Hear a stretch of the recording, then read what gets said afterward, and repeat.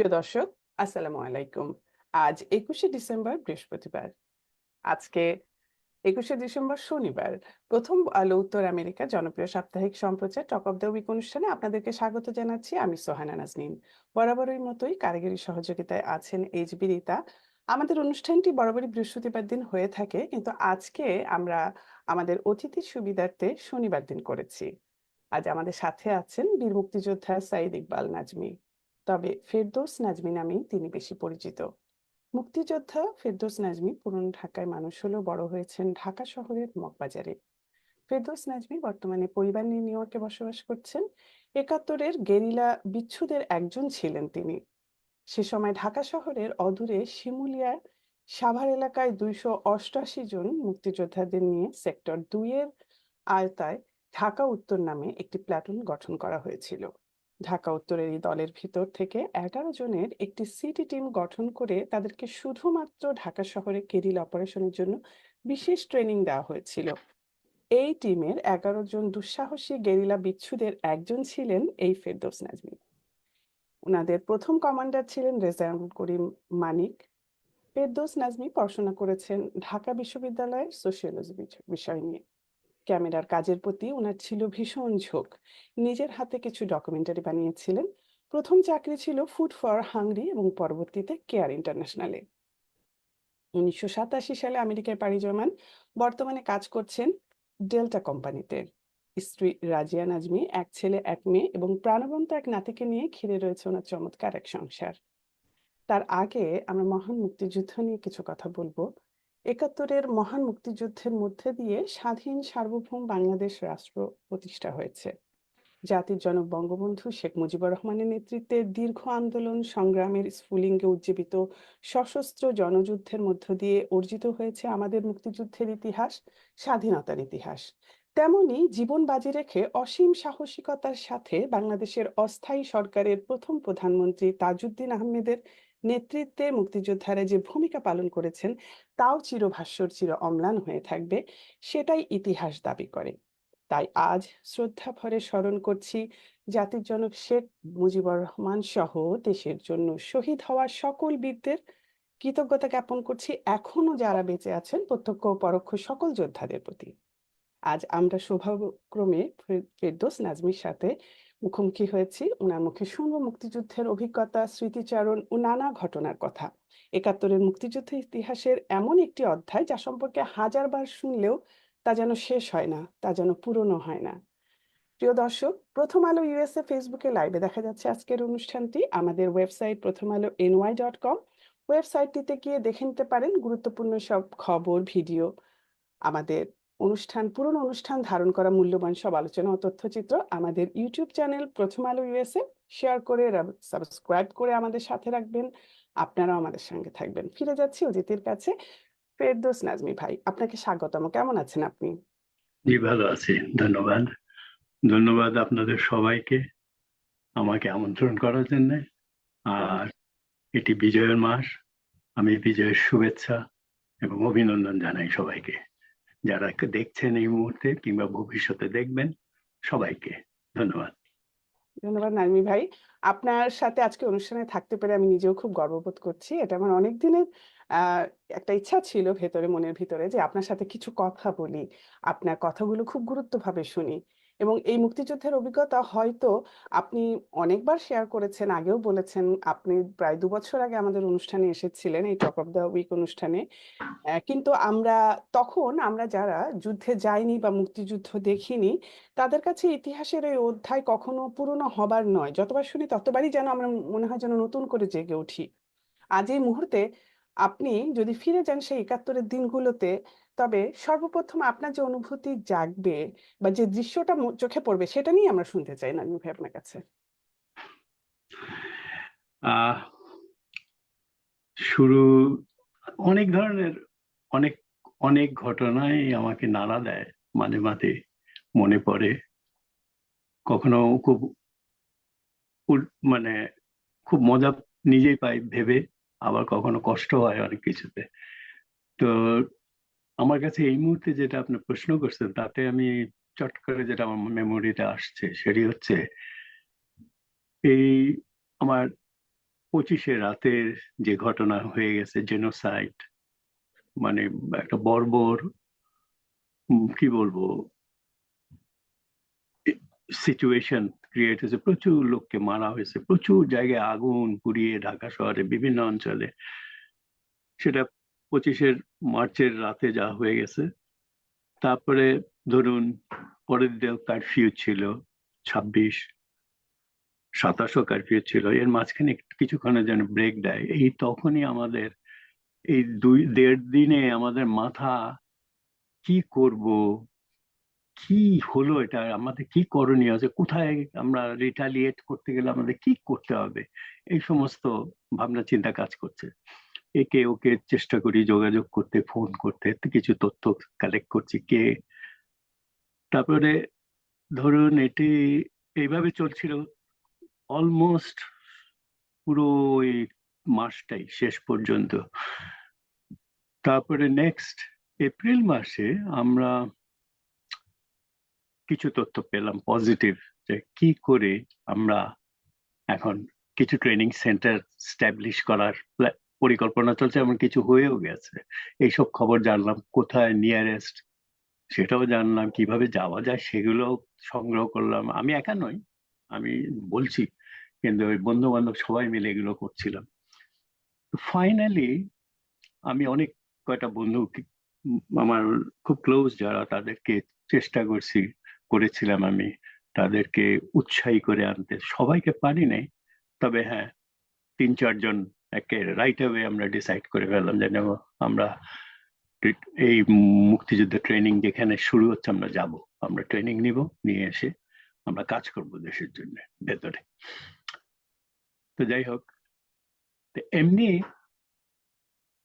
সিদ্ধান্ত হওয়ার পর আমি আমার খুবই ঘনিষ্ঠ চাইল্ডহুড ফ্রেন্ড নজিবুল্লাহ জন, আর আরেকজন হচ্ছে লুৎফর রহমান বিনু।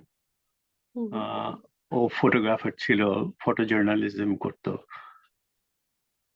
তো এই 3 জন আমরা একে ডিসাইডেড, তখন আমরা বেরোবো, আমরা যেভাবে যাওয়া যায় আমরা ঠিক করলাম। আমরা ইস্টার্ন পূর্বাঞ্চলীয় এলাকায় আগরতলাতে মেলাঘর নামে একটা ট্রেনিং ক্যাম্প সেট আপ হয়েছে, আমরা সেখানে যাব। এখন যেতে হয় যেভাবে গাইড, যেভাবে আমরা ইনস্ট্রাকশন পেয়েছি সেভাবেই ফলো আপ করছি আমরা। ঢাকা থেকে বাসে করে আমরা যাই চান্দিনা, কুমিল্লা। আমরা কুমিল্লা বর্ডারটা ক্রস করছি মূলত।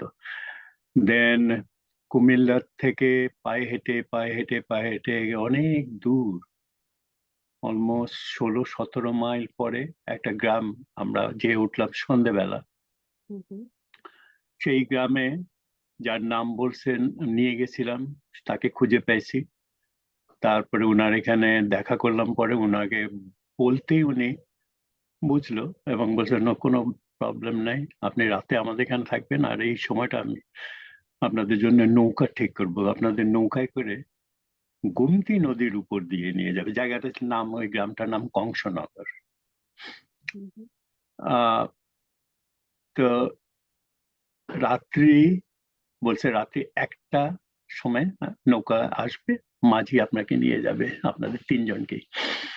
এখন এই যাওয়াটা অত্যন্ত খারাপ এক রাইড, বাংলা শব্দ কি বলবো, যাত্রাটা যাত্রা। নৌকার উপরে অত্যন্ত ভয়ঙ্কর। আমার জীবনে এই টাইপের কোনো আহ নৌকায় এত রাতে অন্ধকারে আর খের দিয়ে ঢেকে, মানে আমাদেরকে কাভার করে নিয়ে গেছেন মাঝি, যাতে বোঝা না যায় কি যাচ্ছে। দেখবে যারা চেকপোস্ট থেকে চেক করে দূরে দূরবীন দিয়ে, তারা যেন বুঝতে পারে যে কিছু না, মাঝি রেগুলার বেসিসে এপার ওপার করে।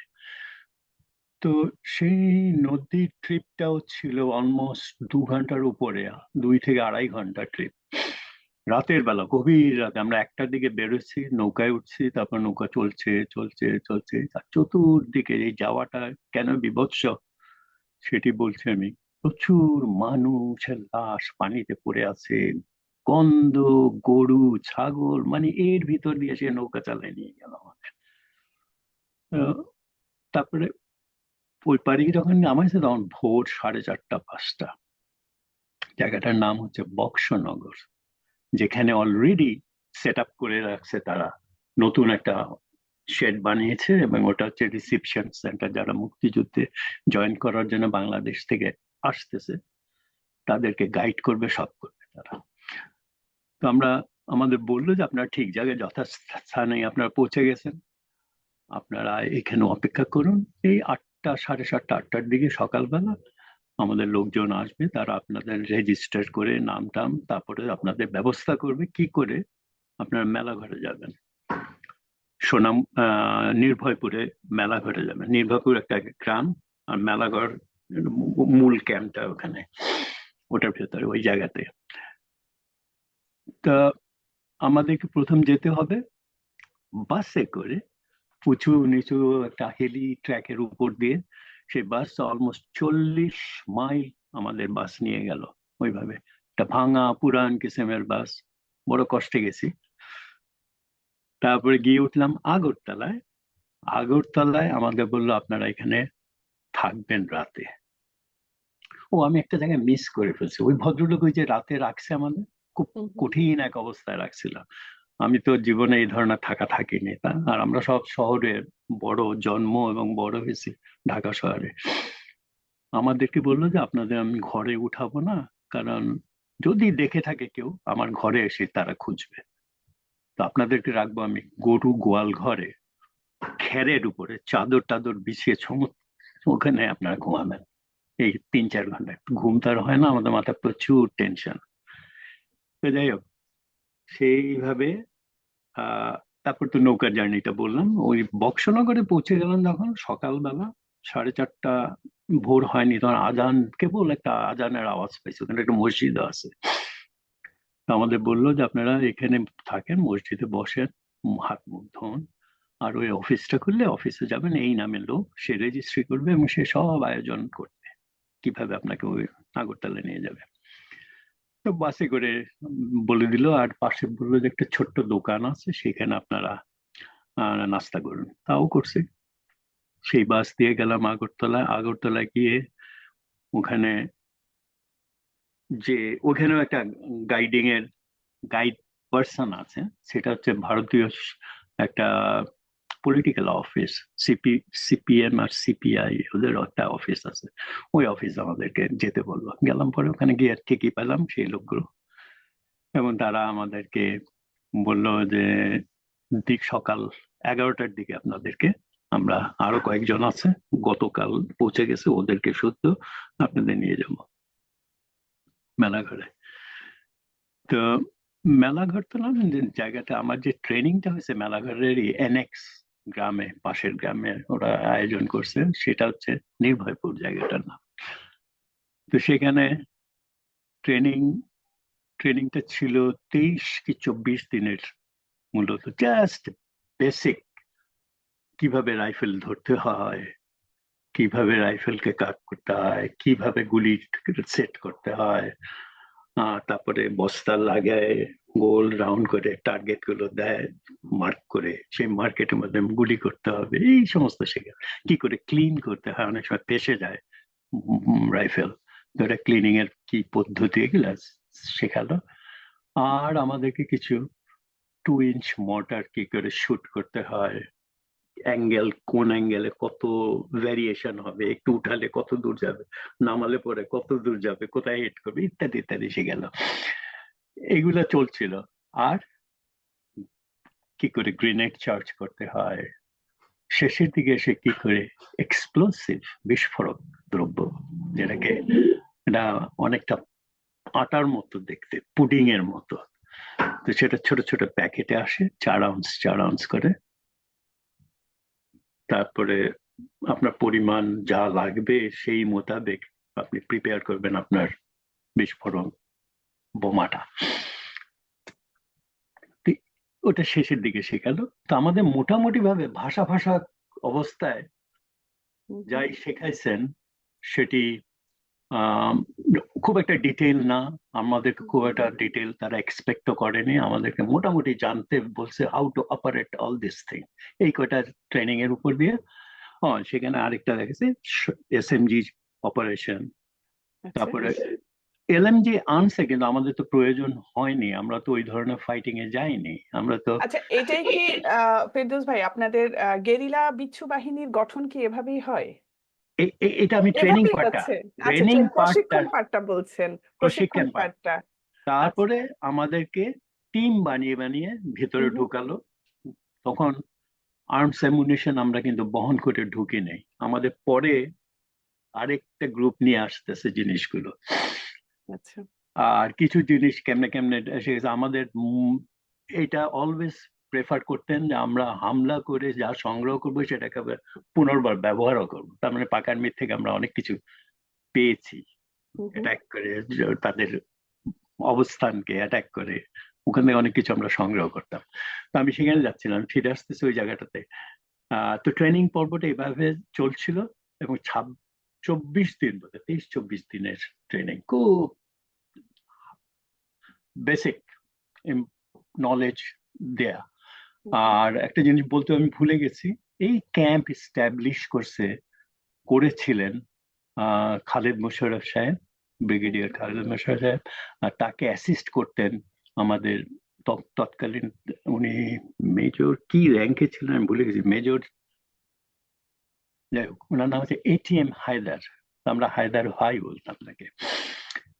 এটা এই দুইজন মিলেই পুরোটা পরিচালনা করতেছে ট্রেনিংটা ওখানে। হুম আর হুম। তারপরে তো তার সাথে আছে আমাদের রাইফেলস, আমাদের রেজিমেন্ট, বাংলাদেশি আর্মির ডিফেক্টর যারা যারা ওনার সাথে জয়েন করছে, তারা ট্রেনিং দিছে। অনেক পুলিশের লোক ছিলেন, ভারতীয় লোক ছিল কিছু, সব মিলে ট্রেনিংটাকে চালাচ্ছে তারা। তো এটা ট্রেনিং শেষ হওয়ার পর আমরা আসি, ঢাকায় পৌঁছে যাই, যেভাবে গেছি সেভাবেই ফিরে আসছি। আমরা কিছু কিছু জিনিস নিয়ে আসছি হালকা, কিন্তু মূল সাপ্লাইটা পরে আমাদেরকে ফলো আপ করছে আরেকটা টিম, ওটা নিয়ে ঢুকছে। আমরা প্রথমে ওই হালকা জিনিসপত্র, কিছু ছোট ছোট জিনিস নিয়ে এসেছি। তা আমাদেরকে মূলত শেখানো হয়েছে যে গেরিলা ওয়ারফেয়ার কনসেপ্টটা তো আপনারা জানেন। হুম হুম। আগে কিছু ঘটাতে গেলে আমি আগে ধান্দাবাজি করি যে আমি কি করে এসকেপ করব এখান থেকে কাজটা ঘটাবার পরে। হুম হুম। সেটা হচ্ছে আমার মূল পথঘাট ঠিক করা। তো ওটা ঠিক করে তারপর কি কাজটা করব, সেই কাজের উপরে কি প্রয়োজন হবে আমার, এগুলো সব আগে তল্লাশি করে নিতাম। ওটাকে হুম একটা হুম। শব্দ আছে, রেকি করা, আচ্ছা। রেকি শব্দটা বলতো।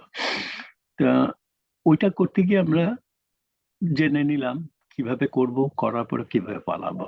বাস, আগে নিজে বাঁচাও, তারপর কর্মটাও করো, দুটোই। This was our technique. তো ওই জন্য লোকে আমাদেরকে বিচ্ছু বলতো, বলে আমরা কোথা থেকে কি করে ফেলি, আমরা পানির নিচ থেকে ডুব দিয়ে আসতে করে বন্দুকের নল দিয়ে একটা করে লোক মারি, একটা করে পাকার মারি। এই টাইপের ছিলাম, ওরা খুঁজে পায় না কোত্থেকে গুলি আসে। হুম হুম হুম। এই ওরা জন্যই হত, বিচ্ছু নাম ছিল আপনাদের। এইসব কারণেই ওই হ্যাঁ শব্দটা হ্যাঁ। আসে। আহ তা এটা আপনাকে একটা জাস্ট বোঝাবার জন্য বললাম যে হুম হুম। কেন বিচ্ছু শব্দটা কিভাবে আসছে, এই ধরনের ঘটনার থেকে আসছে। যে আমরা যা সবই করতেছি, কিন্তু আমাদেরকে ধরা ধরা খুব কঠিন আমাদেরকে।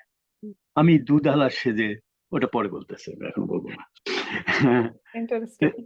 এইভাবে আমরা ঢাকায় যখন ঢুকে গেলাম, তখন আমাদের একটা বেস তৈরি করা হলো, সেটা আপনি একটু আগে উল্লেখ করছেন, শিমুলিয়া সাবার ডায়েরি ফার্ম, যেটা বর্তমানে এবং অরিজিনাল ডায়েরি ফার্ম, তার পেছন সাইডটাতে একটা গ্রাম আছে শিমুলিয়া, সেখানে বেসটাকে সেট করা হলো। এবং মোট আমাদের মতো ছেলে পেলে, as well as police, EPR, তৎকালীন ইপিআর যেটা বিডিআর পরে, তারপর বাংলাদেশ রাইফেলের বাংলাদেশ আর্মি কিছু ডিফেক্টের লোক, এরা সব টোটাল 288 জন নিয়ে টিম ওখানে বেস করলো। আর আমাদের আরেকটি বেস, ছোট্ট প্লাটুন আটিতে, যেটা পেইন্টার শাহাবুদ্দিন, উনি ওটাকে লিড করতেছে ওখানে, সাভারের কাছাকাছি, মানিকগঞ্জ না, সাভারের কাছে, জায়গাটার নাম আটি, কেরানীগঞ্জ আটি, ওই ওই অঞ্চলে। হুম হুম। আর এরই মধ্যে এই 288 জনের ভিতর থেকে পিক করলো আমাদের তৎকালীন ফার্স্ট কমান্ডিং এ ছিলেন আমাদের রেজাউল করিম মানিক, যার নামে জোনাকি হলের রাস্তাটার নাম মানিক সরণি বা মানিক নগর, মানিক অ্যাভিনিউ কিছু একটা, ওই নামটা ওইখান থেকে আসছে উনার নামে, কারণ ওনার বাড়িটা ওখানে ওই জোনাকি হলের অপোজিট সাইডে পুরানা পল্টনে। তো উনি মারা দিকে যায় একটা ব্রিজ অপারেশন করতে গিয়ে, পাক আর্মির ব্রিজ অপারেশন বলবো না, পাক আর্মির একটা অবস্থানকে অ্যাম্বুশ করতে গিয়ে যখন কাজকর্ম শেষ, গোলাগুলি সারা রাত শেষ হয়ে গেছে, যখন অপারেশন ভোরের দিকে সব ওয়াইন্ড আপ করে যখন ফিরছে, তখন অল অফ এ সাডেন পাল্টা হামলা শুরু হয়ে গেল। তখন যে যেভাবে পারছে ওই ব্রিজের উপর ক্রস করছিলাম আমরা, ব্রিজ থেকে ঝাঁপ দিয়ে পানিতে পড়াতে উনি বেকায়দা পিলারের সাথে কংক্রিটের সাথে বাড়ি গেছে। এইভাবে তার মৃত্যু হয়। এবং সেকেন্ড ইন কমান্ডে ছিলেন নাসিরুদ্দিন ইউসুফ বাচ্চু, একজন বরেণ্য নাট্য ব্যক্তিত্ব। নাসিরুদ্দিন ইউসুফ, ওনার ডাক নাম বাচ্চু। উনি টেক ওভার করলেন, ওই পরের দিন থেকে উনি কমান্ডার হলেন। তো এই মানিক ভাই আর বাচ্চু ভাই মিলে এরা দুজনেই পিক করলো 11-12টা বিশেষ ছেলে। মানে তারা আমি জানি পরে আমাকে বলছে যে এই কয়জনকে আমরা নিচ্ছি এই জন্য আমার ঢাকা শহরের ভিতরে একটা অ্যাক্টিভিটি চালু রাখতে হবে, এবং আমরা চাচ্ছি যারা ঢাকায় রেইজড এন্ড ব্রট আপ, যারা ঢাকার অলি গলি চেনে, ঢাকাতে নিজেকে ম্যানুভার করতে পারবে ট্যাক্টফুলি, এই ধরনের ছেলেগুলোকে তারা নিয়ে তার সাথে আমার সাথে ছিল রাইসুল ইসলাম আসাদ, যে অভিনেতা। আমার সাথে ছিলেন ফিরোজ মাহমুদ, বর্তমানে ব্যবসায়ী ইন্ডাস্ট্রিয়ালিস্ট। আমাদের সাথে ছিল সাহার বলে এক ছেলে, মারা গেছে সে, টুনি, হ্যাঁ চুনিও বেঁচে নাই, মারা গেছে। আরিফুল মাওলা Chowdhury, one of the brilliant and very intelligent ছেলে। ও আর আমি খুব গাড়ি হাইজ্যাক করতে ওস্তাদ ছিলাম। ছোট্ট একটা কেচি দিয়ে আমরা গাড়ি তার খুলে স্টার্ট করে চলে যেতাম কাজের জন্য। কাজ টাজ করে গাড়িরা বেকায়দা ফেলে দিয়ে আবার চলে আসতাম, এগুলো করতাম। তো আরিফুল মাওলা বেঁচে নেই, মারা গেছে। আর মাহবুব আলী উনি আছেন, নজিবুল্লাহ জান সে মারা গেছে, আহসান নওয়াজ বাবু সেও মারা গেছে, জামিল আহমেদ যে বেঁচে আছেন, বর্তমানে সে শিল্পকলা একাডেমির ডিজি হয়েছে এবার। আচ্ছা, কারেন্টলি আপনাদের সাথে কি আপনার যোগাযোগ আছে এখনো যারা বেঁচে আছেন আপনাদের? এদের সাথে হ্যাঁ, কারুর সাথে যোগাযোগ আছে, যে কয়জন বেঁচে আছে তাদের সাথে মাঝে সাথে আমি দেশে গেলে কথা বলি কিংবা দেখা হয়। আর এখান থেকে খুব রেয়ার যদি পাই তো হ্যাঁ ফোন করি, মাঝে খুব কম, ফোনে খুব একটা পাওয়া যায় না। হাউএভার দেয়ার 2-3 জন বেঁচে আছে, কিন্তু মেজরিটি গ্রুপ থেকে মারা গেছেন অনেকে। আসাদ আছে, আসাদ বস্টনে 6 মাস, ঢাকা 6 মাস থাকে, কারণ সে বস্টনবাসী। তার তার একটাই সন্তান মেয়ে, সে ডক্টর। তো ওইখানে আসে, 6 মাস কাটায়, ঢাকায় চলে যায়, মা আছে বোধহয়, সেই জন্য ওখানে টাইম কাটায়। এখানে যখন আসে ফিল্মের কাজ টাজ নিয়ে আসে, সে ওইখানে যায়, তখন ওখানে আবার এই করে সে। তো এইভাবে চলছে। এখন এই যে 11-12 জন, এদেরকে স্পেশালি ওই এক্সপ্লোসিভ এর উপরে আর গ্রেনেডের উপরে আর এই সমস্ত ট্রেনিং ছিল, এবং আরো বেশি ব্যাপক হারে ট্রেন করে বাচ্চু ভাই ঢাকায় ছাড়লো। এখন আমাদের 9 মাসে আমরা অনেক অপারেশন করেছি, ছোট বড় মেজো সেজো, তো নানান কিসিমের। এরই ভিতরে আমরা একটা পত্রিকাও চালাতাম, সেটা সামান্য বলবো পরে। তো আমরা আমাদের কাজটা আপনাকে গোড়াতে বলছি, 1000টা লোককে মারা নয়, আমাদের কাজ ছোট্ট ছোট্ট ঘটনা ঘটানো। 2-3টা উদ্দেশ্য। একটি হচ্ছে পাবলিক যে জনমতটা মুক্তিযোদ্ধাদের প্রতি, যে মুক্তিযুদ্ধ হচ্ছে এবং মুক্তিযোদ্ধারা বিরাজ করছে শহরের ভিতরে, লাইফ আছে, এইটাকে স্ট্যাবলিশ করে রাখা সব সময়, তাতে মনোবলটা ভালো থাকে, পাবলিকের জনমতটা ভালো পাবো, সেটা একটা মুখ্য কারণ। তো আমরা এটা করতে গিয়ে আমরা অনেক আকাম কুকাম করতাম, অহেতুক সন্ধ্যেবেলা ধুম একটা বিকট বোমা মেরে দিলাম, একটা পেট্রোল পাম্পে আগুন লাগিয়ে দিলাম, এইসব কাজ করতাম।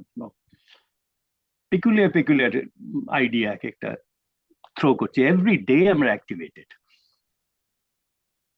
কিন্তু এরই মধ্যে আমাদের পরিকল্পিত কাজও হচ্ছে, তার মধ্যে ধরেন অনেক operation, as I told you, যে 9 মাস এরকম গুড়া গুড়া বহু আছে, আমি সব বলবো না। বিশেষ দুটো অপারেশন সম্বন্ধে কথা বলতে পারি, যেটা উল্লেখযোগ্য অপারেশন, সত্যি সত্যি মনে রাখার মতো, ঢাকার লোক আজও মনে করে।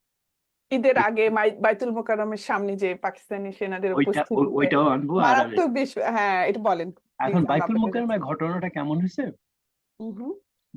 এইটার উদ্দেশ্যটা ছিল ওই সময় পাকিস্তানি দখল, কি বলবো, পাকিস্তানি যে প্রোপাগ্যান্ডা মিডিয়াগুলোকে যে কিভাবে ইউজ করতে তারা তাদের প্রচার প্রোপাগান্ডা করার জন্য, যে সমস্ত দেশ সুস্থ সবল চলছে, হ্যাঁ, সমস্ত কিছু সবকিছু নর্মাল, দেশের ঈদ উদযাপন হচ্ছে, বাজার হাট সব নর্মাল, শপিং হচ্ছে ঈদের 3 দিন আগে, 3 দিন, হ্যাঁ 3 দিন আগে আমরা চট করে একটা ডিসিশন করলাম, এখানে একটু গড়বড় করতে হবে আমাদের, সেটা কিছু না, একটা অপারেশন খাড়া করলাম, প্ল্যান সেট করলাম যে আমরা বাইতুল মুকাররমে একটা গাড়ির ভেতরে, একটা গাড়ি হাইজ্যাক করে সেই গাড়ির ভিতরে বোমা বানিয়ে সেট করে সেটা ব্লো করবো, এমন ভাবে ব্লো করবো যেন আশেপাশে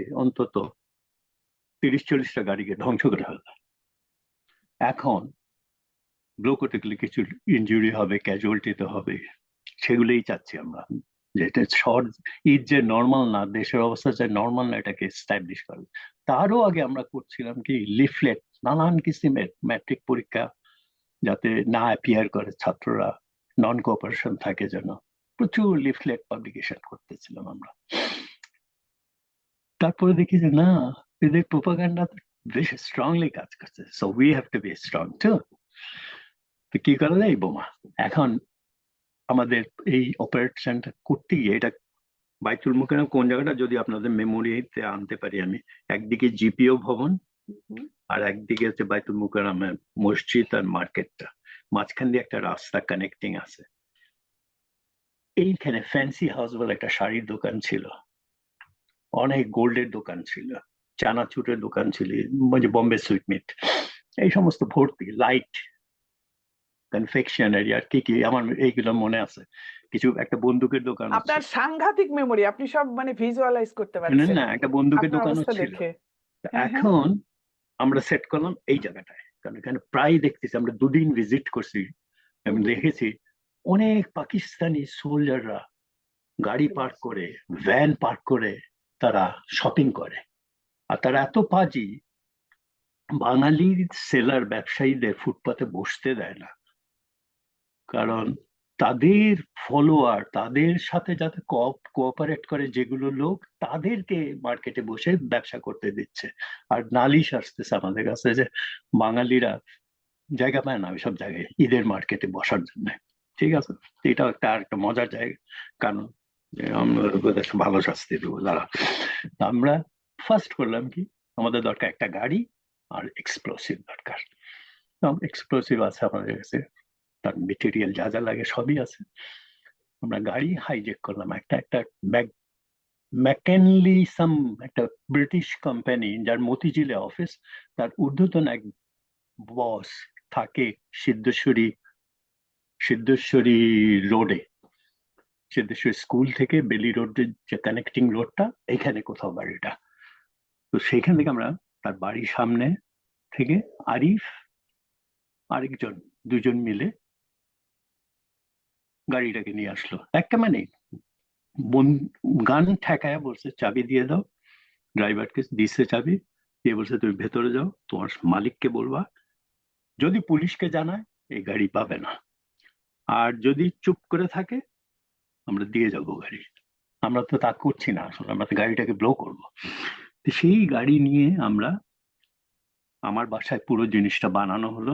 চার্জ তৈরি করলাম একটা পেইন্টের বক্স, 1 গ্যালনের পেইন্টের কন্টেইনার দেখেছেন, 1 গ্যালন সাইজের, হুম হুম হুম হুম। ওই সাইজের পেইন্টে খালি একটা পেইন্টের বাক্সের আচ্ছা। ভিতরে সমস্ত যে 11-12 পাউন্ড এক্সপ্লোসিভ ওই আটার মতো জিনিস, আর তার ভিতরে তার কাটা, পেরেক, লোহার টুকরা যত সব ঢোকানো হয়।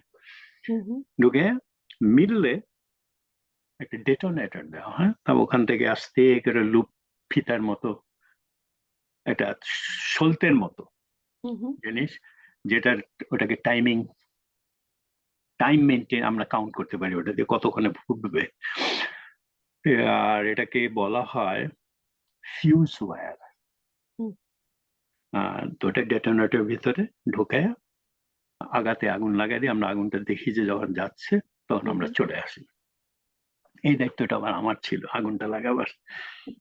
তা- এখন গাড়ি থেকে সবাই নেমে গেছে, সাইমালটেনিয়াসলি প্ল্যান আমাদের যে ওখানে 9 জন লোক আরো আমাদের আছে, 9 জায়গায় দাঁড়ানো, এদের হাতে কারোর হাতে বেয়োনেট আছে, কারোর হাতে ম্যাক্সিমাম গ্রেনেড, আর 1-2 জনের কাছে ফসফরাস বম আছে, যেটা থ্রো করলে না বিকট এক ফ্লেম হবে, আগুন হবে, প্রচন্ড বেগ আগুন। তো এই ধরনের জিনিসগুলো দিয়ে ওরা দাঁড়িয়ে আছে ওখানে। আমরা গাড়িটা আসবে, 2 জন গাড়িটাকে নিয়ে আসবে, এনে রাখবে, জায়গা বুঝে রাখবে। রাখলে কমিউনিকেট করতে হবে, ওরা ওয়াচ করতেছে, কয়েকজন কোনায় কোনায় আছে, ওরা ওয়াচ করছে যে গাড়িটা কখন আসে, আসলে তারা রেডি হবে। তারা কিন্তু একই সময় এটা ফুটবে যখন, তারাও তাদের হাতের যে জিনিস গ্রেনেড গুলো আছে ওগুলো আমার চার্জ করবে। এই যে আমি আগুন লাগাতে ভেতর সবাই নেমে গেল, পরে আমি যখন আগুন লাগাতে, 3 জন আসছে গাড়িতে, আরিফও চলে গেছে, ফিরোজ চলে গেছে, আসাদও চলে গেছে, তারা পজিশন নিয়ে ফেলছে। কারণ আমার হচ্ছে আগুন লাগায় ওটাকে দেখবো, যখন কনফার্ম আমি আস্তে করে দরজাটা ঠাস করে লাগাই দিয়ে বেরিয়ে যাব। এখন আমি কিন্তু দেখছি আগুন লেগে গেছে, হুম হুম। আগুনটা পাস করছে। ওটা নিয়ম হচ্ছে প্রতি 1 ফিট আধা মিনিট টাইম দিচ্ছে আপনাকে, আগুনটা রান করছে যে ওর ভিতর দিয়ে, হুম হুম হুম। পুড়তে পুড়তে সলতেটা যায়। প্রতি 1 ফিট আধা আচ্ছা। মিনিট টাইম দিচ্ছে, আমার দরকার 3 মিনিট, তাহলে আমরা বেশ দূরে চলে যেতে পারবো। তাহলে আমাকে লাগছে কত, 6 ফিট। পারফেক্ট। এই 6 ফিট তার আমরা আগুন লাগাই দিলাম ফিউজে। কিন্তু এই যে লাগাবার সময় আমি যে খুব তড়িঘড়ি করছি না, হুম। মেইন চার্জের থেকে ওটা মাথাটা বেড়ে গেছে পুরো, আমি দেখছি কিন্তু ধোঁয়া দেখে বেড়ে গেলাম। আমি সচক্ষে দেখলাম আগুন লাগেছে, কিন্তু আগুনটা হয়নি, হুম ওই হুম। খুলে গেছে গোড়াতে গিয়ে টান পড়ে। বিপদে সবাই কনফিউজ, হোয়াট টু ডু। গাড়ির দিকে তাকিয়ে আসলে গাড়ি একটুখানি গ্লাস খোলা ছিল তো, ধোঁয়াও বেরোচ্ছে, তার মানে আগুন লাগছে তো। হুম হুম। এই দেখলাম আওয়াজ তো হলো না, কোনো কিছু ফুটলো না, এমন এক টেনশনে পড়ে গেছি সবাই। আসাদ বলে, আমি যাই, দাঁড়া তোর যেতে হবে না, আমি যাচ্ছি। তারপর আসাদকে আবার আরিফুল মাওলা আসলো, ওর কাছেই ছিল, তাড়াতাড়ি এসে বলে, না না, আরিফ গাড়িটা নিয়ে যাক। নিয়ে আমাদের হাইড আউট বোঝেন, কতগুলো বাড়ি আছে, আমার বাড়ি একটা এরকম, নয়রত্ন কলোনির ভিতরে একটা বাড়ি, আমাদের বন্ধুদের বাড়ি, হুম হুম। যার এই গেট দিয়ে ঢুকে আমি আরেক রাস্তায়, ওই গেট দিয়ে বেরোলে আরেক রাস্তায় চলে আচ্ছা যাই, আচ্ছা পুলিশ আচ্ছা। আমাকে খুঁজেও পাবে না। আবার এই গেটে এক গাড়ি দিয়ে ঢুকে গাড়িটা থুয়ে অন্য গাড়ি রেডি আছে, ওইটা দিয়ে বেড়ে গেছে, ধরতে আচ্ছা। পারলো না। কি করলাম, কোন দিক দিয়ে ঢুকলাম, ওদিক দিয়ে বেরোলে পাসপোর্ট ডিপার্টমেন্ট, পাসপোর্টের একটা অফিস ছিল, বা হুম বা হুম। এখানে একটা বা কলেজ ছিল, বাহার বাহার কি বাহার কলেজ ছিল, ও, বাঁকা ওই কলেজ। রাস্তা দিয়ে বের হওয়া যায়। খুব চমৎকার আমাদের হাই রাউট গুলো, এরকম সব লোক। তো আমার বাড়ি একটা, আর ওই বাড়িটা খুব ইউজ করছি আমরা। তো তখন আমরা ফিরে আসলাম এখানে, এইটাকে বলা হলো যে এখানে ফিরে আসো, গাড়িটাকে নিয়ে আরিফ ফিরে আসবে। আরিফ খুব স্পিডে, খুব নাইস গাড়ি চালায়, সে ফিরে আসবে গাড়ি নিয়ে। আমরা সব এসে পড়ছি এখানে, আর যারা ওখানে কোনায় কোনায় দাঁড়ানো ওদেরকে বলা হলো তোমরা থাকো, সবাইকে বললাম তোমরা থাকো নেক্সট 2 আওয়ার, কারণ ওদের হাতেও জিনিস আছে লুকানো, বা যেমনি পারো ম্যানেজ করো, ডোন্ট মুভ, এই সেম লোকেশনে থাকবা তোমরা। 2 ঘন্টার ভিতরে আমরা ব্যাক করছি। তো ফিরে গিয়ে আমরা দেখি কি জানেন, ওই যা গেস বললাম ওইটাই হয়েছে, যে সলতেটা বেড়ে গেছে, আর কিছু হয়নি। পুরো আগুনটাই রান করছে, কিন্তু সলতেটা বেড়ে গেছে। এরপরে আবার আমার কাছে আর নাই, ওয়্যার পিস নাই, আবার গেছি যেখানে স্টক করা আছে, ওখান থেকে যেটা পাইছি ওটা আর ছোট। লাগাও এটাকে, আসাদ বললো আসাদ লাগাবে আগুনটা এবার। সে বলে ভরসা পাচ্ছে না, কয় আমি করব।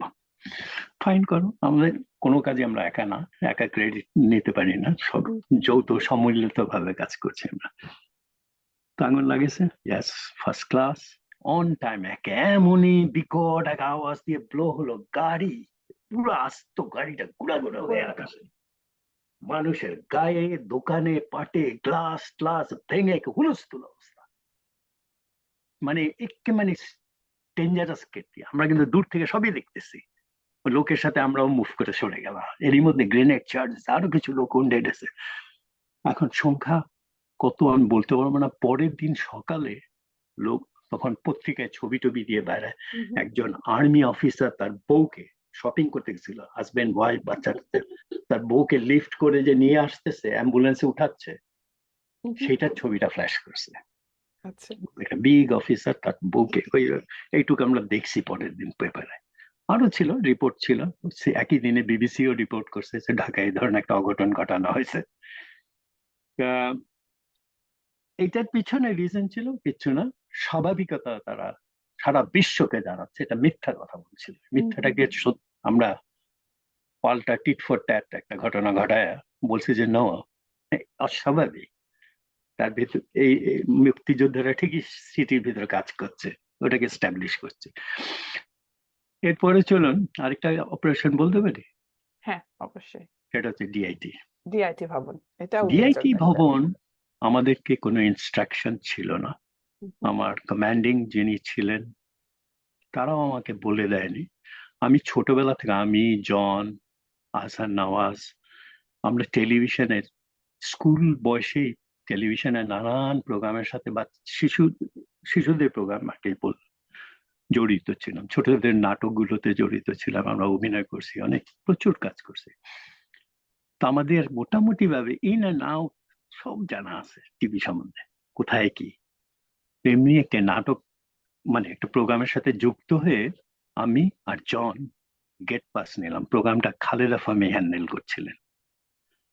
তো আমরা ওই প্রোগ্রামের মধ্যে অ্যাফিলিয়েটেড হওয়াতে আমাদের একটা গেট পাস দিল। তখন সিকিউরিটি এত স্ট্রং যে টেলিভিশন, ওই ডিআইটি ভবনটার নিচের তলায় পুরোটাই স্টুডিও, কয়েকটা স্টুডিও। আর ট্রান্সমিশন টাওয়ারটা ছিল 10 তলার উপরে, যে টাওয়ার অ্যান্টেনা, এখনো নাই বোধহয় অ্যান্টেনাটা, ওই অ্যান্টেনাটা ট্রান্সমিশন। এখন আমরা যেহেতু যাই এখানে, এটা আমাদের মাথায় উদয় হয়েছে, এই প্রোপাগান্ডা চ্যানেল কি করে বন্ধ করে দেয়, মিথ্যা কথা সারা দিন রাত 24 ঘন্টা চলছে, how we can stop it. তখন মাথায় জন আর আমি প্ল্যানটা সেট করি, আচ্ছা করে গিয়ে যদি আমরা এটাকে এক্সপ্লোড করে দিই। এটা তো ইজি ভাবনা আমাদের মাথায় এসে যেত, এক্সপ্লোশন ঘটানো, ভেঙে ফেলা, উড়িয়ে দেওয়া, এগুলো খুব সহজ। কারণ আমার মাথা তো রক্ত গরম, 17 বছর বয়স, ম্যাট্রিক ক্যান্ডিডেট, পরীক্ষাও দিইনি। মানে এ চট করে প্ল্যান সাজালাম। এখন প্ল্যান সাজা আসাদের সাথে কথা বললাম, কারণ আসাদ আমাদের টিমের একজন। এবং তারপরে বললাম যে এই করতে চাই, কেমনে করবি? আমরা তো এক বস্তা ভরে সুটকেস ভরে সব ঢুকাতে পারবো না, কারণ এটা একটা দুর্গের মতো ব্যবস্থা। পাকিস্তান আর্মির ওয়ান অফ দা, মানে রেডিও আর টিভি ছিল তাদের একটা, দুটি দুর্গ মনে করেন যে ক্যান্টনমেন্টের মতো। নিরাপত্তা ব্যবস্থা ছিল এত অনেক স্ট্রং, বুঝছেন? সুদৃঢ়। মেইন গেট থেকে বিল্ডিং এর ভবন পর্যন্ত যাইতে 2-3টা চেকপোস্ট। ভবনের ভিতর ঢুকবেন, 2 তলা 3 তলা লিফট, এলিভেটর, যেখানেই চেঞ্জ ওভার এলিভেটর সেখানেই চেকপোস্ট, নানান জায়গায় চেকপোস্ট করে রাখছে। তখন আমি প্ল্যান সাজানো, ডু ওয়ান থিং, আমাদেরকে খুব দ্রুত খুঁজে বের করতে হবে এই ভবনে রোজ চাকরি করে, চাকরির অজুহাতে রোজ আসে এমন একটি লোক। আমি আর জন তল্লাশি শুরু করলাম। 3 দিন ধরে পাগলার মতো খোঁজাখুঁজি করতেছে, সবাই খোঁজ খবর লাগাই যে তোমরা কি ডিআইটি তে চাকরি করে এমন কোন লোককে চেনো? আহা, মানে আমাদের দরকার তো ওইখানে ওই ওই ভবনে চাকরি করে ওই প্রতিদিন লোক, যাতায়াত করা মানুষ একজন। প্রতিদিন যাতায়াত করে এমনি একটি লোক দরকার, আহা, নাহলে আমরা ঢুকাতে পারবো না। আমাদের একটু একটু করে ঢুকাতে হবে জিনিস। এরই মধ্যে জন কোত্থেকে একটা খবর বের করলো, আমাদের নারিন্দার, জন নারিন্দার বাসিন্দা। জন মানে তার ডাক নাম, তার পুরো নামটা হচ্ছে নজিবুল্লাহ, নজিবুল্লাহ জন। ডাক নাম জন। মুসলমান, সে হিন্দু আচ্ছা, খ্রিস্টান নয় খ্রিস্টান না। না। তা ও বললো যে আমাদের প্রতিবেশী একজন আছে, সে টিআইটি তে কাজ করে, কিন্তু কি করে কোথায় করে তা জানি না। আমি বলি, আচ্ছা তুমি ইমিডিয়েট গেট কন্ট্যাক্ট, আমি তার সাথে আলাপ করবো। হুম হুম। জন তাকে বললো, আহ, চিনতো, ফেসিয়ালি চিনতো, কোনো ইন্টিমেসি ছিল না। তারপরে জন আগায় নিজের থেকে এগিয়ে কথা বলছে তার সাথে। তারপর বললো যে আপনি তো প্রায় গল্প করতেন মুক্তিযুদ্ধের, খুব স্বাদ আপনার ইনভলভ হওয়ার, চলেন আপনাকে নিয়ে আমি একটা বিকেল এক জায়গায় যাবো, একজনের সাথে কথা বলবেন আপনি। কোথায়? হুম আমি দেখলাম এমন একটা নিউট্রাল জায়গা বলি যেন ডিসকমফোর্ট না ফিল করে, আর আমিও চাই না আমার হাইড আউট গুলোকে চেনাতে থাকে। কারণ রমনাতে রেস্তোরাঁ আছে, কেউ ওখানে দেখেছেন? রমনা রেস্তোরাঁ একটা খুব সুন্দর একটা লেকের উপরে, প্ল্যাটফর্মটা পানির উপরে, ওখানে এটা রেস্টুরেন্ট আর কি রীতিমতো। হুম ওখানে ডাকছি তাকে, আসতে পরে আমি উল্টা ভাবে বসে আছিলাম ইচ্ছা করে, জন নিয়ে এসে রিক্সায় করে আসলো, তারা দুজন নামলো, নেমে ঢুকছে যখন ভিতরে, কার কি কি নাম তার, আমরা জনকে খুব জুড়িয়েছে। আমরা আপনি আলাপ করবেন, বাঙালি, ওর কোনো অসুবিধা নেই, আমাদেরই বন্ধু মানুষ। আসছে পরে তাকে আমরা বসতে দিলাম, খাইলাম, খাওয়া দাওয়া করে আমি বললাম, জানেন আপনাকে ডাকছি কেন জানেন? আপনার শুনেছি আপনার খুব ইন্টারেস্ট, এবং আমরা সেই দলেরই লোক, আমরা নিজেরা ইনভলভ, আমরা কিছু করতে চাই, আপনার হেল্প করতে হবে। আপনার যদি সাহায্য করেন কাজটা সাকসেস হবে, এবং আপনারও সুনাম হবে, আমাদেরও কাজটা হবে। তো কি করতে হবে? আপনি তো চাকরি করেন না, কোন ডিপার্টমেন্টে, কোন ফ্লোরে কাজ করেন? বললো যে আমরা, আমি 7 তলায় কাজ করি। কি করেন? কই আমি তো ক্লার্ক ওখানকার, খুব একটা বড় কিছু না, ক্লার্ক। আমি ঠিক আছে, তাতে যায় আসে না। আপনি এই ধরনের জিনিস দিব আপনাকে দৈনিক, আপনি নিয়ে যেতে হবে, নিয়ে গিয়ে ভেতরে জমা করবেন 9 তলার উপরে। ও এর আগে মিসিং হয়ে গেছে একটা পার্ট, আমি বলি, ওই যে আমাদের খালেদা ফাহমির প্রোগ্রাম হুম। ইনভলভ হয়েছে না, আমরা নাটক করব, আমাদের নাটকের রিহার্সালও আমি যাচ্ছি, কিন্তু 2 দিন পর পর, 1 দিন পর পরই রিহার্সাল কল করে যায়। একদিন আমরা ঠিক করছি রিহার্সালের ফাঁকে আমরা উপরে চলে যাবো, কারণ আমাদের মেজারমেন্ট নিতে হবে বিম গুলার আচ্ছা। কিরকম। হুম হ্যাঁ, হুম। জন আর আমি গিয়ে মেজারমেন্ট কালেক্ট করে ফেলছি, কত ফিট লম্বা বিম আছে, ওই টাওয়ারটা যা আছে, টাওয়ারটা কিসের উপরে হুক করা আছে, কিভাবে লাগানো আছে, ওটা চোখে দেখার জন্য। ঠিক ওইখানে আমরা বসাবো জিনিসটা। বিশ্বাস করেন, মানে উড়ন্ত প্লেনের মতো গিয়ে 5-7 মিনিটের ভিতর সব আয়োজন। খালি আমাদের দরকার ছিল থিকনেসটা, এটাকে ফেলতে গেলে পিলারটাকে ক্র্যাক করতে হবে, যে বিমের উপরে এটা দাঁড়ানো, দেখে চলে যায়। এখানে যে ওই যে চেঞ্জ ওভার বলছি না, এলিভেটর 6 তলায় এসে হুম আরেকটা এলিভেটর আবার নিয়ে যায় বাকি তলায়, ওইখানে একটা চেকপোস্ট আছে, হঠাৎ পাকার ভিতর থামাই দিয়েছিলাম, কিধর যা রে হো, উর্দুতে। হুম হুম। আমি বললাম না, উপরে ওই বরসাত হয়েছে না, অনেক অনেক পানি হয়েছে, ব্রেন হয়েছে, ফ্লাড হয়ে গেছে শুনছি, শুনলে না? বহুত পানি হ্যাঁ, পানি হ্যাঁ, অনেক পানি, ঢাকা শহর ডুবে যায় গেছে অলমোস্ট। আমাকে, আমরা দেখতে পারি, ক্যান উই সি দ্যাট? যাও জলদি সে চলে আনা। কি মজা, পারমিশন দিয়ে দিল, কাট কাট কাট কাট করে উপরে চলে গেছি আমরা, গিয়ে আমাদের যা দরকার ওই সব দেখে টেকে মাপটা নিয়ে তাড়াতাড়ি আবার ব্যাক আইসা, আবার ওই 1 তলায় স্টুডিওতে রিহার্সাল হচ্ছে, এখানে চলে আসছি, হয়ে গেছে আমাদের কাজ। দেন হিসাব করে বের করলাম আমাদের 16 পাউন্ড দরকার, এক একটা 4 আউন্সের প্যাকেট তো, হুম হুম। আমাকে 1 পাউন্ডে 4টা, 4 16 64টা প্যাকেট ঢুকতে হবে। তার মানে এক এক দিন তাকে ক্যারি করতে হবে 1 পাউন্ডের মতো। কেমনে ক্যারি করবে, এই বুদ্ধিটা আমার। কেমনে বুদ্ধিটা কিন্তু আমি দিছি জানে। আমি বলছি, আপনি ভাববেন না আমি জনকে শিখিয়ে দেবো, জন আপনাকে তৈরি করবে প্রতিদিন। কিন্তু এখন এখন যৌবন যার যুদ্ধে যাওয়ার শ্রেষ্ঠ সময় তার, আপনার অবস্থা ছিল ঠিক তাই, এই হ্যাঁ, কবিতার লাইনের মতো। বলেন হ্যাঁ, ফেরদৌস ভাই। তারপর শুনুন না, তো হ্যাঁ, হ্যাঁ। বললাম আপনাকে ভাবতে হবে না, আমার জন সমস্ত কিছু করবে আপনার সাথে, হুম, হুম। প্রতিদিন সকালবেলা আপনাকে তৈরি করে দেবে।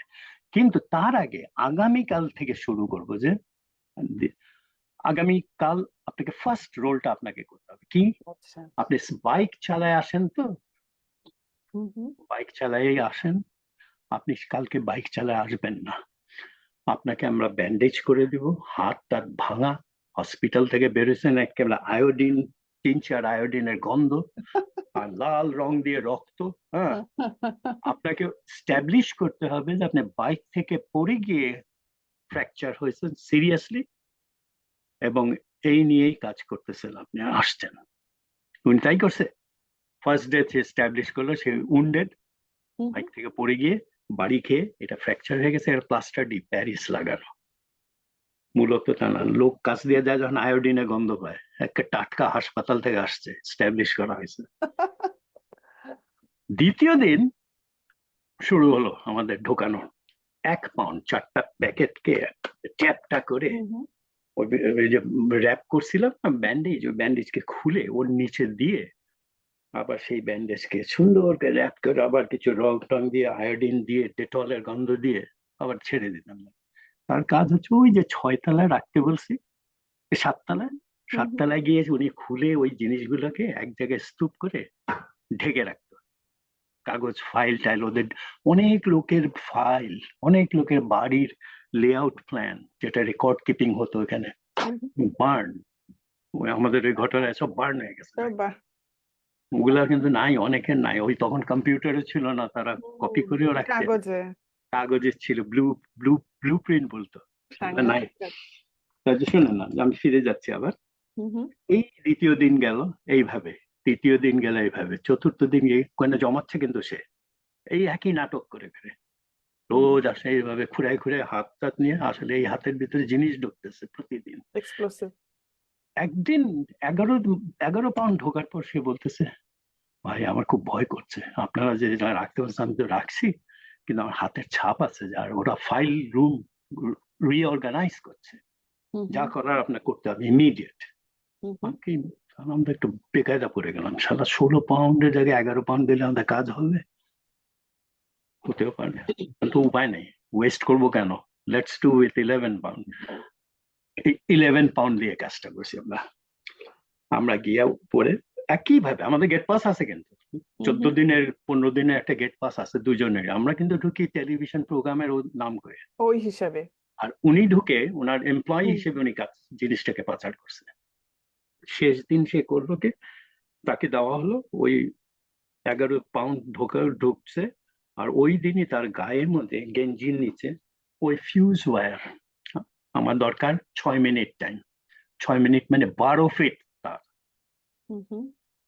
12 ফিট তারের প্রয়োজন আমার, এই 12 ফিট তার কাটতেও পারি না, তাহলে তো আগুন কেটে যাবে। সুন্দর করে গায়ের মধ্যে পুরা গায়ে গেঞ্জির নিচে পাচ্ছে না, এখান থেকে এই পর্যন্ত, গলার নিচের থেকে হুম, হুম। ধরেন 1 ফিট হুম। কভার করা কয়েল দিয়ে। ওয়াও।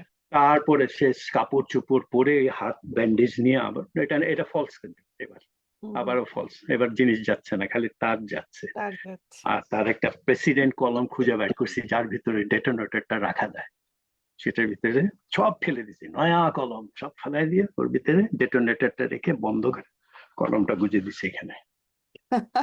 দেখো, উনি যখন কনফার্ম করলো যে ইয়েস এভরিথিং রেখে আসছি আজকে, পরের দিন আমি, জন আর উনি তিনজনে ওই সেই ফ্ল্যাট দেখতে গেছিলাম মনে পড়ে, ওই লেভেলে, ওই উপরে। লেভেলে আচ্ছা। উঠে গিয়ে ওই জিনিসগুলো পাইছি, সব স্তূপ করছে, যত ফাইল ছিল সব স্তূপ করছে, উইদিন 7 মিনিট সব কাজ করছে, সমস্ত কিছু এখানে থুয়ে রাখা হয়েছে।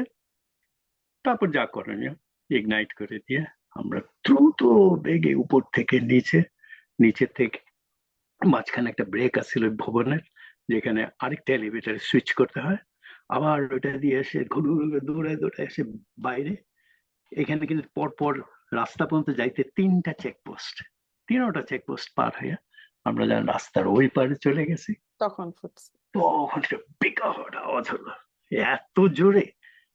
খেয়াল করেন, আমি দুর্গ বলছি প্রথমে না, কেমন দুর্গ আমি বলি। এ তো বিল্ডিং এর ডেসক্রিপশন দিচ্ছে সিকিউরিটি কি। হুম হুম তার থেকে 500 গজ দূরেই কিন্তু বঙ্গভবন দেয়াল সীমানা। হুম 500 গজ দূরে বঙ্গভবনের ভিতরে একটা রীতিমতো আর্মিদের একটা, কি বলবো, প্লাটুনই বলবো প্লাটুন বা তাই ছিল। বল, হুম হুম রেডি, তাদের দুনিয়ার জিনিস রেডি, গাড়ি টাড়ি সব। এই আওয়াজটা হওয়া মাত্র ফার্স্ট যে রিন মানে ফার্স্ট যারা আসছে বঙ্গভবন থেকে আসছে আর্মিরা, সমানে 12-14টা গাড়ি এসে হাজির রাস্তায়। আর আমরা দেখতেছি, কিন্তু আমরা কিন্তু পাবলিক হয়ে গেছে রাস্তায়। দেখতে হচ্ছে। স্টেডিয়ামের মাঠে, আউটার স্টেডিয়ামের মাঠে চলে গেছি আমরা, কোথায় যে এসে গেছি। তখন দেখি সমানে ফায়ার ব্রিগেড, এইটা ওইটা, আর বঙ্গভবন থেকে পুলিশের গাড়ি, আর্মির গাড়িগুলা সমানে আইতেছে। কি হয়েছে? তারপর দেখি আগুন, ধোঁয়া ধোঁয়া ধোঁয়া। কি লাভ হয়েছে জানেন? টেলিভিশন, আমাদের উদ্দেশ্য ছিল টাওয়ারটা ফেলে দেওয়া, ফেলে দিলে এই টেলিভিশনকে রিস্টার্ট করতে তাদের কয়েক মাস লেগে যেত, কয়েক মাস লাগতো রিপেয়ার করে Exactly. বানাতে। হুম হুম তো সেটা তো আর ঘটাতে পারিনি। বিল্ডিংটা ওই বিল্ডিং এর মধ্যে বোমাবাজিরা হওয়াতে টেলিভিশন বন্ধ হয়েছে কিছুদিনের জন্য, অল্প কিছু দিনের জন্য প্রোপাগান্ডাটা বন্ধ ছিল। হুম হুম কিন্তু তারা রিস্টার্ট করতে পারছে, তারা একটা খুব ইন্টেলিজেন্ট গেম খেলছে। তারা কোত্থেকে জোগাড় করছে টেম্পারারি ডিশ, হুম আর তাদের ওবি ভ্যান ছিল, আউটডোর ব্রডকাস্টিং ভ্যান, যেটা দিয়ে খেলা রিলে করতো। মাঠের থেকে খেলা ডিআইটি ভবনে পাঠাতো, ডিআইটি ভবন ট্রান্সমিট করতো, বুঝছেন? ওই ভ্যানটাকে তারা ব্যবহার করে খুব দ্রুত চালু করে দিছে আবার কিছুদিনের ভিতরে। Hmm hmm hmm this was really significant thing, যে একটা ক্যান্টনমেন্টের মতো দুর্গের ভিতরে 2-3টা মানুষ, আমরা 17 বছর বয়সের, কি বুদ্ধিটা খেলছি, খেলে এই কাজটা করছি। আমাদের মুখ্য উদ্দেশ্য প্রোপাগান্ডাকে বন্ধ করতে বন্ধ হবে, করার না, একটা কেওয়াস তৈরির মাধ্যমে। আর একটা স্টাবলিশ করা যে আমরা ওইখানেও ঢুকতে পারি, মুক্তিযোদ্ধারা কত তোমরা স্ট্রং। একটু ভয় পাও, তোমরা একটু ভয় পাও, একটু হলেও ভয় পাও। ফেরদৌস এক্সাক্ট। ভাই, আপনাকে অসংখ্য ধন্যবাদ। আপনি যখন গল্পগুলো আপনার টাইম আছে করছিলেন। তাহলে আরেকটা ছোট্ট জিনিস বলতে চাই। হ্যাঁ, অবশ্যই অবশ্যই আপনার কতক্ষণ চোখ, আছে? আরো আমরা 10 মিনিট বলতে পারবো। আপনার চোখ ওকে, মুখ দিয়ে আসলে দ্যুতি বের হচ্ছে, আমার এটা খুব ভালো লাগছে দেখতে। আপনি বলেন আরেকটি প্লিজ। আরেকটি আমি বলি। হ্যাঁ, এই সেটা। ধরনের অ্যাক্টিভিটির পাশে হুম হুম আমরা কিন্তু আরেকটা কাজ করছিলাম। সেটি হচ্ছে, একটা সময় ছিল এই প্রথম 3 কি 4 মাস পরেই বাংলাদেশ সরকার, পাকিস্তানি সরকার করলো কি, সমস্ত ফরেন নিউজ পত্রিকা বাংলাদেশে আসা ব্যান করে দিল। কারণ বাংলা পত্রিকায় আসলে বাংলাদেশ, আমরা বিদেশে যে বাংলাদেশ সম্পর্কে কি জনমত গড়ে উঠতেছে, জনগণ টের পায়, মুক্তিযোদ্ধারা টের পায়, ওরা বুদ্ধি খাটাইছে। সমস্ত মিডিয়া পত্রিকা যত, like Washington Post, Herald Tribunes, তারপরে Times magazine, Newsweek magazine, হ্যাঁ, তারপরে এই জাতীয় যত টাইপের পত্রিকা, ওয়াল স্ট্রিট পত্রিকা বা ইকোনমিস্ট ম্যাগাজিন, সব ব্যান। কিন্তু আমরা তখন মাথায় আসলো কি, আমরা একটা ছোট্ট 2 পেজ সাইক্লোস্টাইল, সাইক্লোস্টাইল চেনেন? গ্যাস স্টেটনার মেশিন চেনেন? স্টেন্সিলের উপর লিখে আপনি প্রিন্ট করতে পারেন। হুম বলবো একটু একটুখানি শোনেন তো মনে পড়বে আপনার। তো এখন সেই 2 পেজের বুলেটিন বের করব। সোর্স, আমরা 3-4 জনে মিলে কাজ করতেছি। একটি হচ্ছে সোহেল সামাদ, ভাষ্যকার, যে ভয়েস অফ আমেরিকায় ভাষ্যকার ছিলেন, মারা গেছে। সে ডয়শে ওয়েলেতে 10 বছর না 12 বছর কাজ করছে, ভাষ্যকার ছিল। আর বিটিভি রেডিওতে নিউজ পড়তো। সে আমার ক্লাসমেট, মডেল স্কুলের, রেসিডেন্সিয়াল মডেল স্কুলে আমরা একসাথে পড়তাম। তা ও এডিট করতো, আর ফিরোজ মাহমুদ, সেও নিউজ গুলোকে কম্পোজ করতো। আমার কাজ ছিল ইলাস্ট্রেশন হেল্প করা, ইলাস্ট্রেট করা, আঁকাঝোঁকার কাজ, ক্যাপশন লাগানো, সব স্টেন্সিলের উপর আমি এগুলো করতাম। আর জন, আমি, ফিরোজ তিনজনে মিলে প্রিন্ট করতাম। 1000 কপি করতাম, মানুষের দরজার নিচ দিয়ে পাঠিয়ে দিতাম রোজ সকালবেলা। এই এটা ছিল, যে পত্রিকাগুলো ব্যান করছে সেই পত্রিকাগুলোই আমরা সংগ্রহ করতাম। কেমনে জানো, আমার বাবা কাজ করতেন ইউএস এম্বাসিতে। হুম হুম। এম্বাসি গুলো কিন্তু ঠিকই তাদের ডিপ্লোম্যাটিক পাউচের মধ্যে ওই পত্রিকাগুলো আসতো তাদের কাছে, আর উনি পড়ার নাম করে নিজের নামে নিয়ে তো আমরা আচ্ছা, ওটার থেকে মেটেরিয়াল গুলোকে সব কন্ডেন্স করতাম। কন্ডেন্স মানে ধরেন একসাথে বড় করা, একটা, হ্যাঁ হ্যাঁ। ছোট করে তারপরে, রিডিউস করে আচ্ছা মোদ্দা আচ্ছা, কথাটাকে ফ্ল্যাশ করতেছি। সারাংশটা নিয়ে আসতেন আপনারা। যেটা ব্যান করে রাখছে, জানতে হ্যাঁ হ্যাঁ। দিচ্ছে না পাকিস্তানি আর্মিরা বাংলাদেশি জনগণকে, সেটা আমরা প্রচার করতেছি। হুম হুম। এবং ভেরি সাংঘাতিক রেসপন্স ছিল এটা। লোক মানে খুঁজতো, এই এই 2 দিন পর পর আসতো তো, হ্যাঁ, তারা আসতো কোথা খুঁজতো থেকে? আসলো কোথা না কেন, থেকে আজকে আসতো? পেলাম না কেন, আজকে পেলাম না। আমাদের সাথে গল্প করে, জানিস ওই পত্রিকা কি লিখছে, এই লিখছে। হুম হুম হুম। এই ধরনের গল্প আমরাও শুনতাম বাইরে গিয়ে, কিন্তু গল্পটা পত্রিকা তো আমরাই বানাই রে ভাই, এটা তো কইতে পেছনের পারি না। পেছনের কারণটা আপনারা খুব ভালো। এইটা আমাদের একটা সাইডে কাজ ছিল, কন্টিনিউয়াস স্বাধীনতা পর্যন্ত। ইভেন আমরা পরীক্ষাগুলোকে ব্যান করার জন্য ওই ওই পদ্ধতিতে প্রোপাগান্ডা করছি, পত্রিকা দিয়ে দিয়ে 2 পেজে, ওর 4টা পেজ, আর 2টো কাগজে 4টা পেজ হতো। পত্রিকার নাম ছিল গেরিলা। গেরিলা, আমি শুনেছি। পত্রিকাটার নামটাই ছিল গেরিলা। গেরিলা। এবং পুরো আমাদের এই 4জনের এফোর্ট। সোহেল নাই, মারা গেছে। হুম হুম। আচ্ছা, আপনি যে মুহূর্ত জানতে চাইছেন না, এগুলো হচ্ছে মুহূর্ত। আমি বললাম না আর কিভাবে ছাপতাম। ইভেন হুম হুম। জামিল ইনভলভ ছিল একটা সময়, এই জামিল আজকে যে ডিজি ডিজি হয়েছেন যিনি। হয়েছে, তার বাসার ছাদেও করছি আমরা। বিনু যে মারা গেছে, লুৎফর রহমান মিনু, ফটোগ্রাফার ছিল পত্রিকা, ফটোগ্রাফার। হুম হুম। তার বাসায় ওই কি কাজ করতাম আমরা। অনেক বাসায় করতে পারি না, আমি আপনাকে পুরো ডিটেইল গেলাম না, তাহলে নাটকীয় ব্যাপার আছে অনেক বলার মতো। এই পত্রিকার প্রিন্ট করতে গিয়ে মানুষ যেখানেই প্রিন্ট করতে আসছি আমরা, খবর হয়ে গেছে আশেপাশে, এতগুলো ছেলে কি করে এই বাসায়, 3-4টা ছেলে কি করে। মেশিন চুরিটা বলিনি, এই পত্রিকা করতে গিয়ে আমরা মতিঝিলে অফিসে গিয়ে, গেস্টেনার অফিসে গিয়ে, তাদের মতিঝিলে ওদের অফিস হুম হুম। বিক্রি করে তারা, হুম হুম। আমাদের একটা মেশিন দরকার। সেই মেশিন একটা হাইজ্যাক করে আনলাম, কিন্তু মেশিনটা বিট্রে করলো। মেশিনটা হয় আমরা হ্যান্ডেলিং করতে পারিনি, ভেঙে ফেলছি কিছু।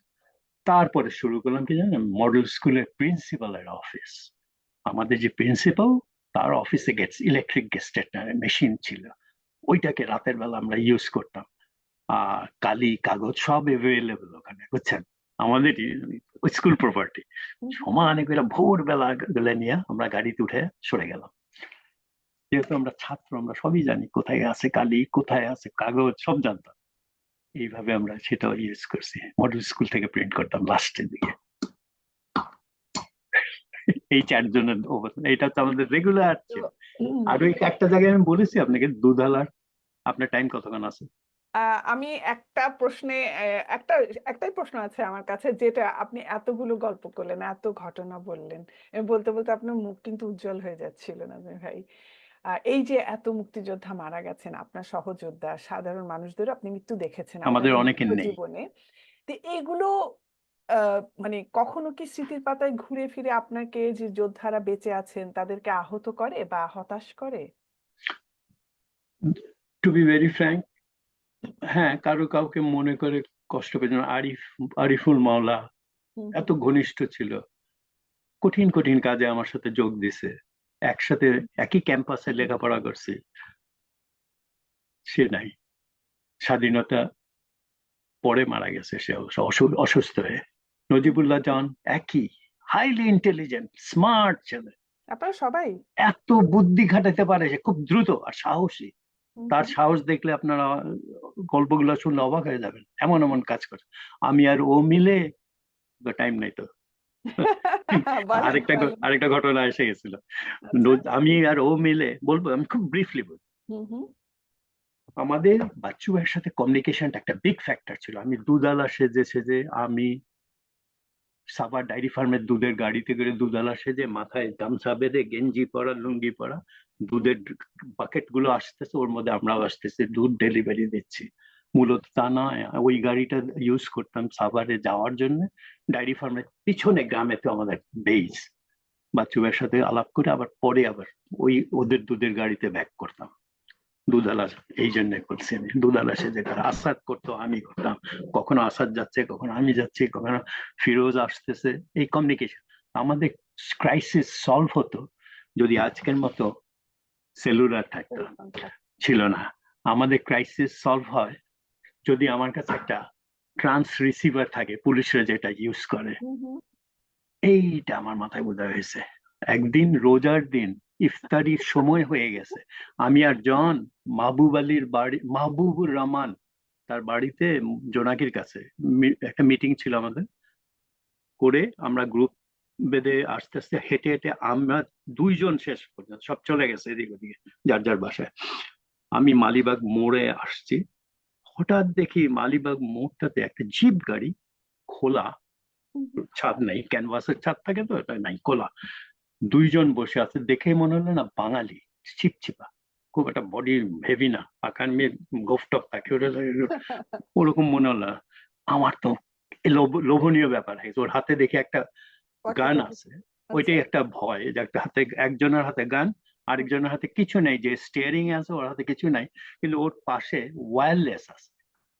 আমরা কিন্তু পাস করে গেছি, গিয়ে 5 মিনিট লাগছে আমাদের ডিসিশনটা ফাইনাল করতে।